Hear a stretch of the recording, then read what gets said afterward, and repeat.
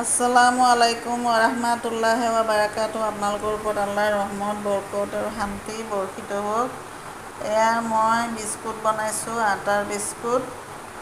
আটা দিব 2 কাপ, তাৰপিছত 1 কাপ চুজি দিব আৰু ডায়েবেটিছৰ মানে চুগাৰ ফ্ৰী দিব আৰু এনেই চেনি দিব, যিমানখিনি মিঠা খায় অলপমান নিমখ দিব। আৰু আপুনি বগা তিল থাকিলে দিব, বাদাম থাকিলে ভাজা বাদাম থাকিলে অলপ ভাঙি পিনি কৰি আধা গুড়া কৰি দিব। দি পিনি আপুনি অলপ পানী দি গুলিব আৰু একদম মানে ইমান নৰম কৰি নহয়, আটা যেনেকৈ গুলে তেনেকৈ গুলি পিনি আপুনি আৰু ৰিফাইন তেল অলপ দিব দেই।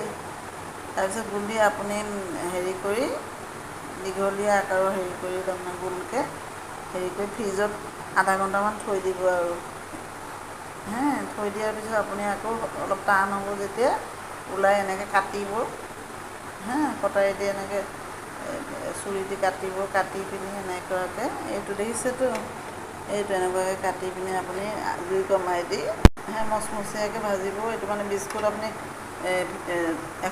আপুনি বৈয়ামত এয়াৰ টাইট বৈয়ামত থৈ এসপ্তাহমান থৈ খাব পাৰিব। এয়া মই ভাজি আছোঁ আৰু এইকেইটা ভাজা হৈছে আৰু ভিডিঅ'টো ভাল লাগিলে আপোনালোকে লাইক শ্বেয়াৰ আৰু ছাবস্ক্ৰাইব কৰিব নাপাহৰিব দেই। আজিলৈ আহোঁ।